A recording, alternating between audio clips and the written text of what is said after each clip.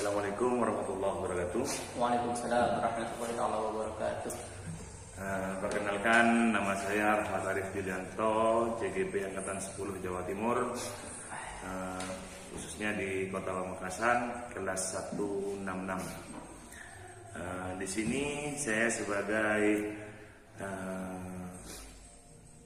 supervisor yang dimana akan sedikit mengobservasi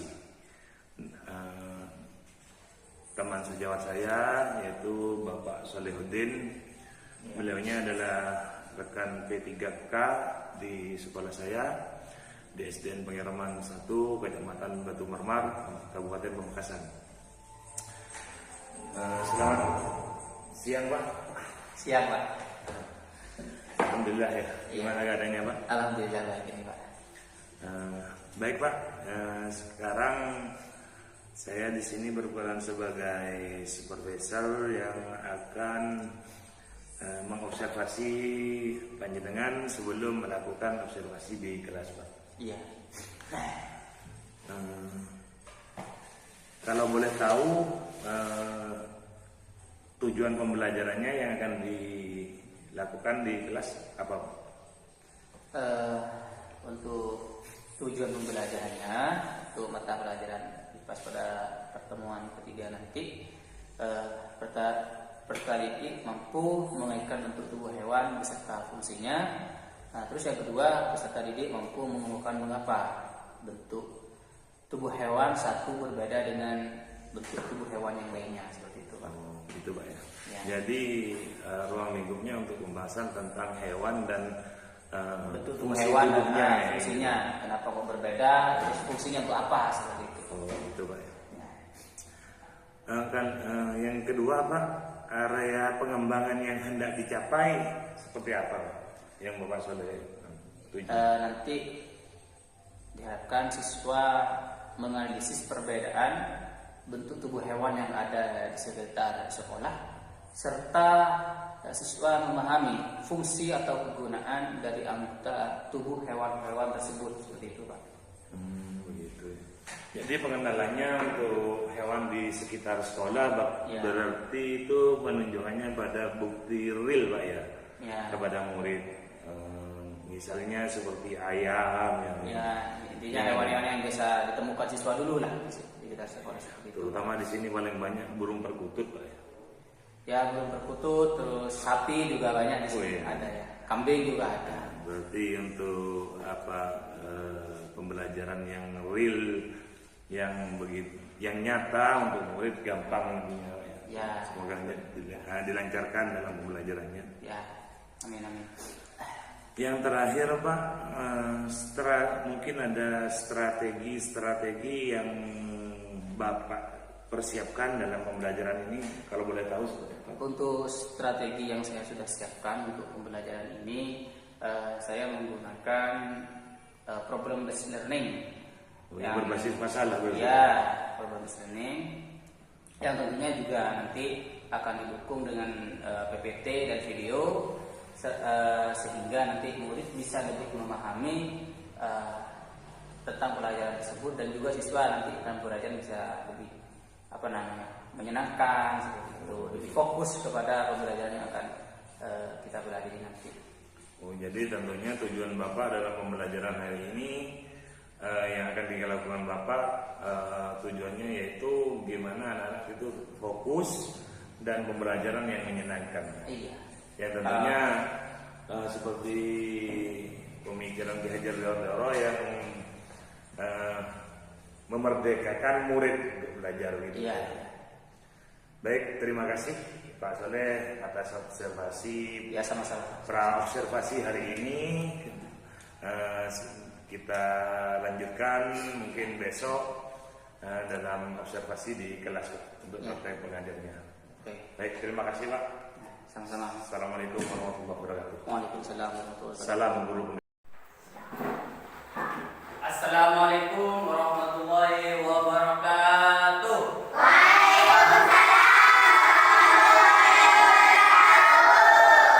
Selamat pagi semuanya. Bagaimana kabarnya hari ini?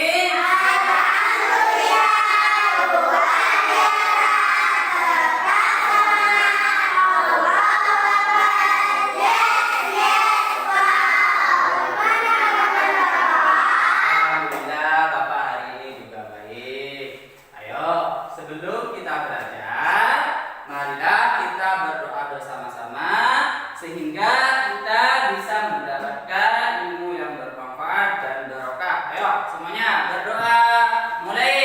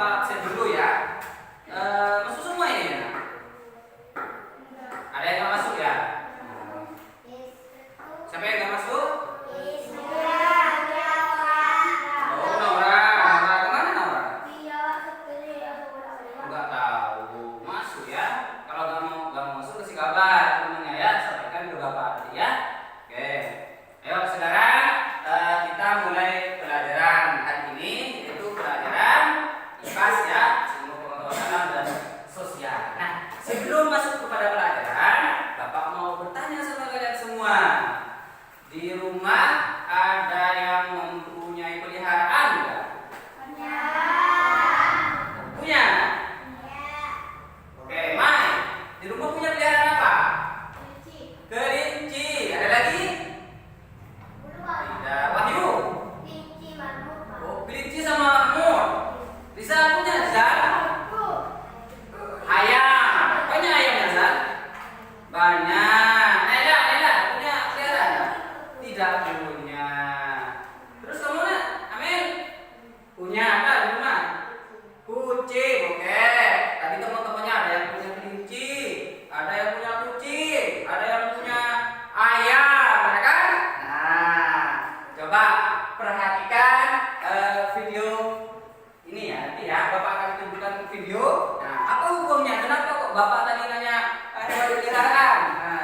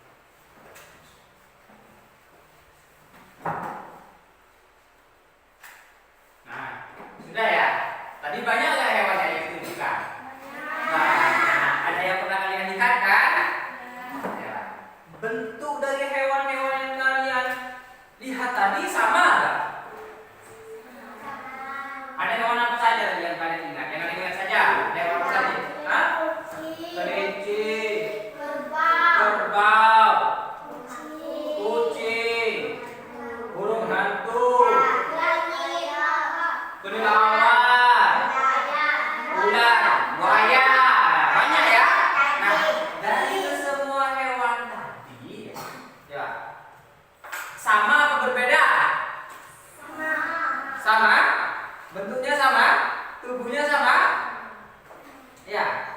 Sama apa berbeda tadi hewan-hewannya tadi? Berbeda ya. Kesamaannya juga ada ya. Ya coba ini diperhatikan ya. Nah, mengenal bagian-bagian tubuh hewan ya. Jadi semua hewan itu ya memiliki tubuh ya dan anggota tubuh sesuai dengan fungsinya masing-masing. Ini contohnya. Ini ada apa? Kucing. Coba kita perhatikan bersama-sama. Kucing itu gimana tubuhnya? Punya kaki apa tidak? Berapa kakinya?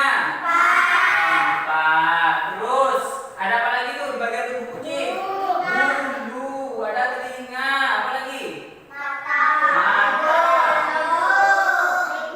Hidung. Mulut. Terus apa lagi ayo? Ekor. Masih ada yang ingat tadi fungsinya ekor kucing apa? Ayo. Iya, fungsinya ekornya kucing apa, Den? Apa nah? Kaki ya, punya kaki. Fungsinya ekor kucing tadi? Lihat gambar yang keempat tadi? Kucingnya? Pernah gak kalian lihat kucing melompat dari atap rumah terus ke apa? Ke tanah? Patah gak kucingnya? Tidak. Kalau kalian yang lompat? Patah. Ayo, kenapa kok bisa seperti itu kalau kucing? Hah? Kebal. Ada yang kebal. Ada yang kebal. Hah? Merindu. Terus ayo. Ekornya ya. Ekornya kenapa kok kalau punya ekor bisa nggak sakit ya? Kok bisa jatuhnya baik-baik saja? Fungsinya apa? Menjaga keseimbangan. Terus apa lagi tuh? Burung. Sama nggak? Samanya apa yuk? Burung dengan kucing? Ada yang sama? Hah? Mata ya, sama-sama punya mata. Terus?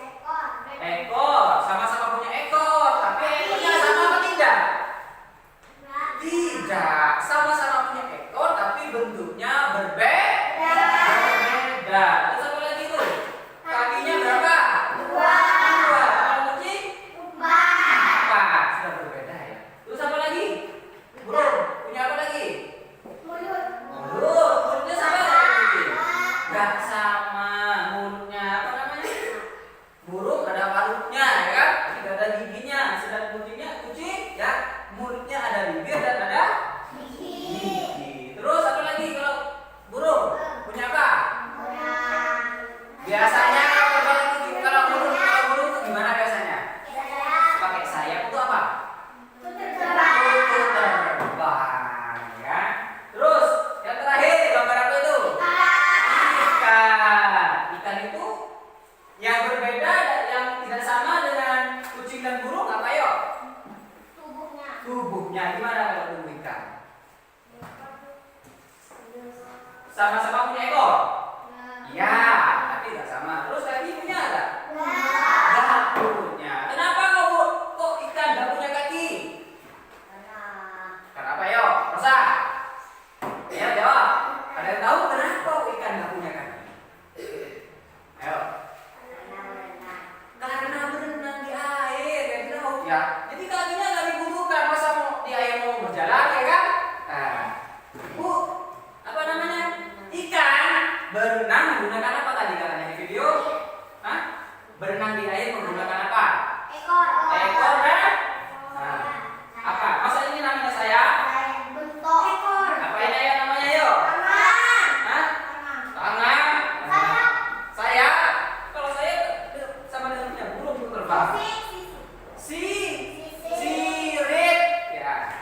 Namanya sirip. Ya, sirip itu digunakan untuk berenang. Oke. Nah, jadi setiap hewan itu bagian-bagian tubuhnya itu mempunyai fungsi masing-masing. Nah, fungsi dari tubuh hewan itu ya kegunaannya tergantung dari habitatnya ya. Habitatnya itu lingkungan hidup ya, seperti burung ya kan, sayapnya digunakan untuk terbang ya kan. Jadi fungsi tubuh dari hewan-hewan tersebut digunakan untuk menjadi makan, ada yang digunakan untuk melindungi diri ya, seperti itu. Nah, oke selanjutnya.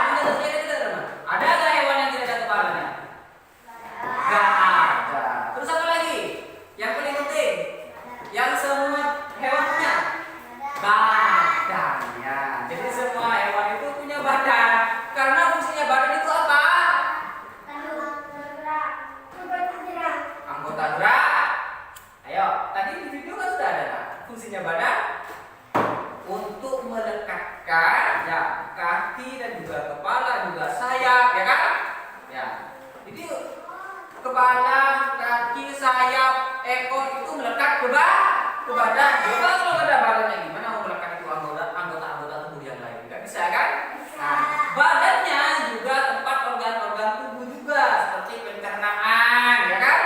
Ya, perutnya itu untuk makan, kan ada di badan. Ini terus anggota gerak. Jadi hewan itu tiga intinya, punya kepala, punya badan, dan anggota gerak. Nah, cuma bedanya jadi kepala, badan itu dan anggota gerak bentuknya berbeda. Oke. Nah, ini sekarang kita coba mengenal secara rinci bagian-bagian tubuh kucing. Oke.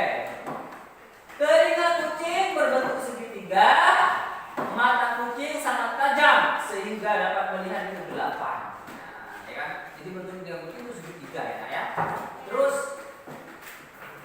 mata kucing, kalau kalian pernah melihat kucing pada malam hari, gimana matanya? Kuning. Malam-malam kan kalau sepeda motor ya kan, naik sepeda motor terus ada kucing di depan, matanya gimana itu biasanya? Nah, bersinar, terang, ya kan?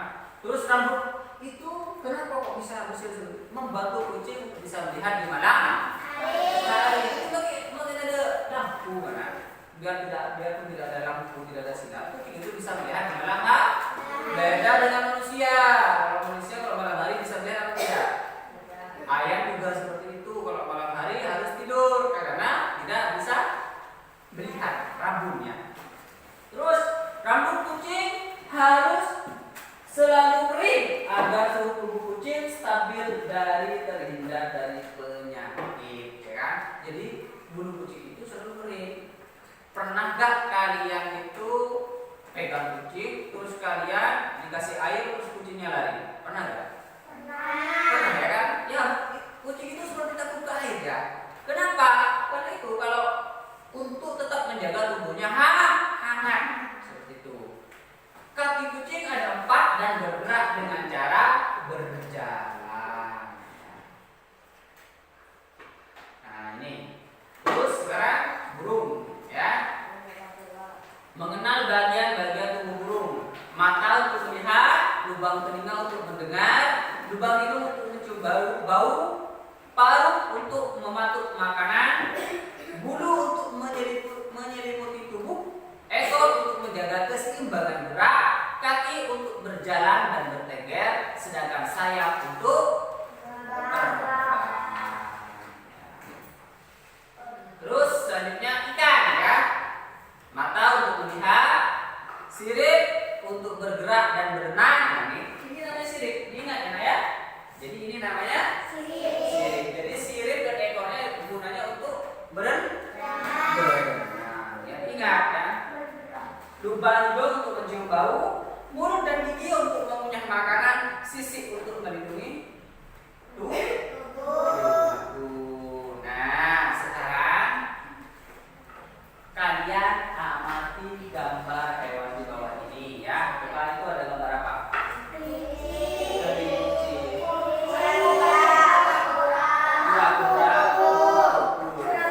Tahu semua kan apa hewan disebutkan? Tahu semua anggota tubuhnya? Tahu kan? Nah ya, kura-kura juga tahu. Nah sekarang, Bapak sudah, kalian akan Bapak bentuk jadi kelompok seperti ini ya. Nah ini, jadi temannya nanti berdiskusi ya. Ini kelompok 1, kelompok 2, nanti berdiskusi ya. Nah ini. Nah ini kerjakan di sini ya nanti ya. Oke, gitu ya.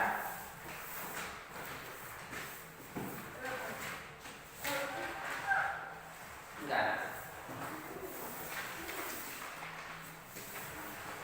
Oke, perhatikan. Nah, perhatikan gambar ini ya, Nak ya. Diskusikan dengan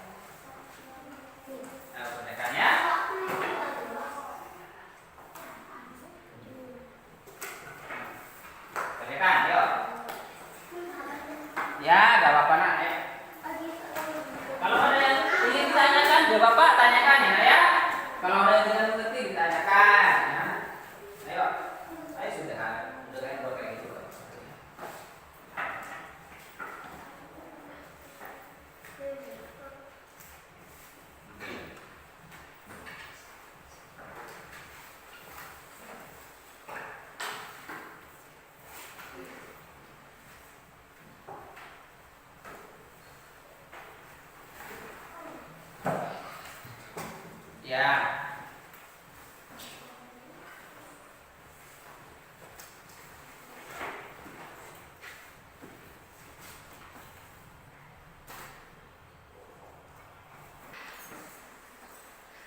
Nah, karena waktunya sudah habis, ya sudah ya. Oke, kalau kalian sudah selesai semua kan?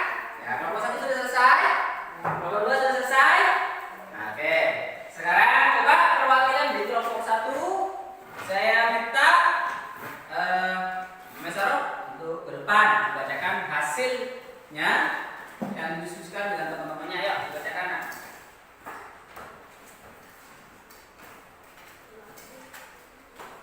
Ya, langsung dibaca. Nah. Ya, dibaca. Nah. Kelinci mempunyai tangan, mempunyai kaki, mempunyai cakar, tidak mempunyai sayap, mempunyai mulut, mempunyai gigi. Kucing tidak mempunyai tangan, mempunyai kaki, mempunyai cakar, tidak mempunyai sayap, mempunyai mulut, mempunyai gigi. Kupu-kupu tidak mempunyai tangan, tidak mempunyai kaki, tidak mempunyai cakar, mempunyai sayap, mempunyai mulut, tidak mempunyai gigi. Kura-kura tidak mempunyai tangan, mempunyai kaki, mempunyai cakar, tidak mempunyai sayap, mempunyai mulut, mempunyai gigi. Oke, bagus ya, teman-teman. Semuanya.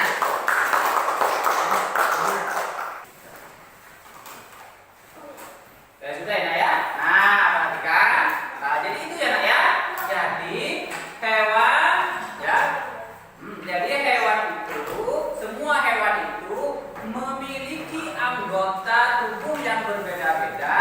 Ada yang mirip, ada yang sangat berbeda dan sesuai dengan fungsinya masing-masing.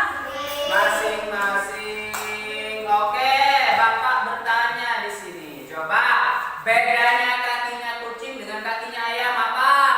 Ada yang tahu?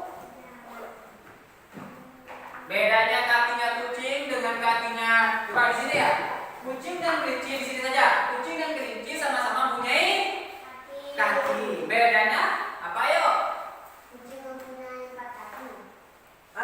Kucing mempunyai 4 kaki, sedangkan kelinci Dua 2 kaki. Bagus.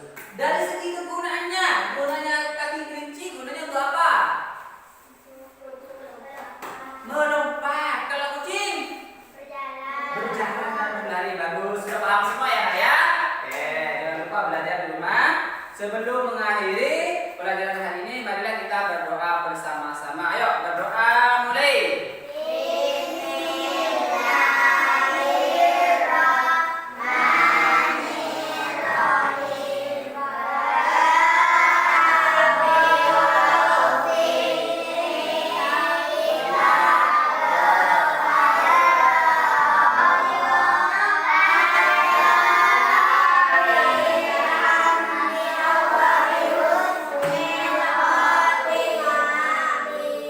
Terima kasih. Assalamualaikum warahmatullahi wabarakatuh.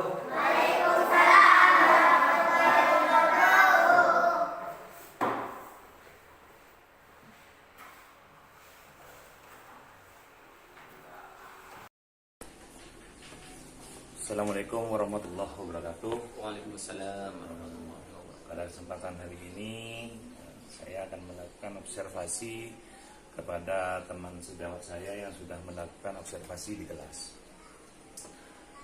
Dari yang saya amati selama kegiatan pembelajaran di kelas, Pak Soleh sudah melakukan tahap demi tahap, Pak, semua langkah-langkah yang tersusun rapi dalam LPP-nya. Catatan refleksi dari saya yaitu nomor 1 adalah Pak Soleh sudah melakukan semua kegiatan, semua tahapan pembelajaran yang menggunakan pembelajaran berdiferensiasi dan KSI.